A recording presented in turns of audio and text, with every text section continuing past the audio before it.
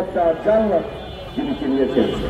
যারা শান্তিজ্জামান টুডু, উপস্থিত নেতৃবৃন্দ, মিডিয়ার ভাই বোনেরা, আসসালামু আলাইকুম। আজকে প্রতিবাদের ভাষা আমাদের কাছে নাই। আমরা জানি সারা বিশ্বে আওয়ামী সন্ত্রাসী বাহিনী ছড়িয়ে ছিটিয়ে আছে। আজকে সফর সঙ্গী করে নিয়ে তাদের মর্যাদা দিতে পারল না, এটি কিন্তু সঠিক নিয়ম নয়।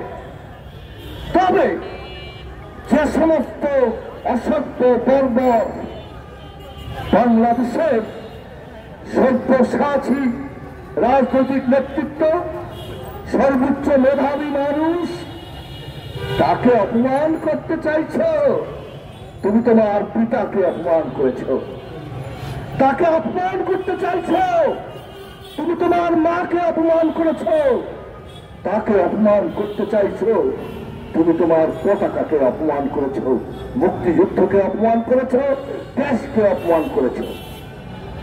এটা মুক্ত হবে রোখার কারণেই তো দীর্ঘ 17 বছর বারবার জেলে গিয়েছি।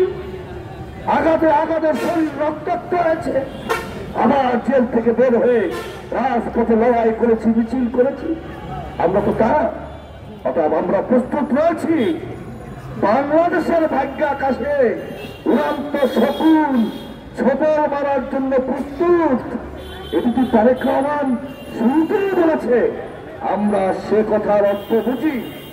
আজকে নির্বাচনকে বানচাল করার জন্য বিশ্বের ইতিহাসে কোন গণতান্ত্রিক দেশে যে পদ্ধতি নাই, নেপালে 17-16 বছরে 14 বছর রাষ্ট্রপতি পরিবর্তন হয়।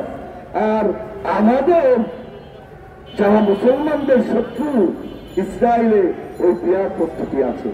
প্রশ্ন জেগেছে, বাবারা তোমরা সেটা এই দেশে চাও কেন? চায় অন্য কারণে। সেটি হলো কোনোভাবে নির্বাচন না করে ক্ষমতার কাছাকাছি থেকে ক্ষমতা ভোগ করা যায় কিনা। আজকে স্বৈরাচার আর 1971-এর পরিচিত শক্তি যারা বাংলাদেশকে মেনে নেয়নি, তারা মাথা চাড়া দিয়ে উঠেছে।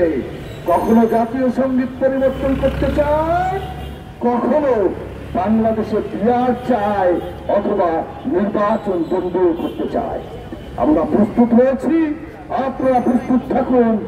আগামী ফেব্রুয়ারির নির্বাচন যে কোনো মূল্যে এদেশে বাস্তবায়ন করে ওই শহীদ জিয়ার সেই স্বপ্ন 1971-এ যে কারণে মুক্তিযুদ্ধ তিনি ঘোষণা করেছিলেন, সেই ভাব আর ভোটের অধিকার 31 দফার মধ্য দিয়ে আমরা বাস্তবায়ন করব।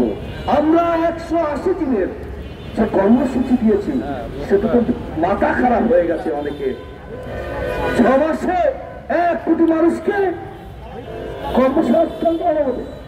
এই কথাগুলো হয়তো দুদুভাই বলবে, কিন্তু আমরা ওই 31 দফা নিয়ে ঘরে ঘরে যাব এবং ফেব্রুয়ারিতে নির্বাচন হবে এই প্রত্যাশা রেখে আপনাদেরকে ধন্যবাদ জানিয়ে বক্তব্য শেষ করছি। ধন্যবাদ।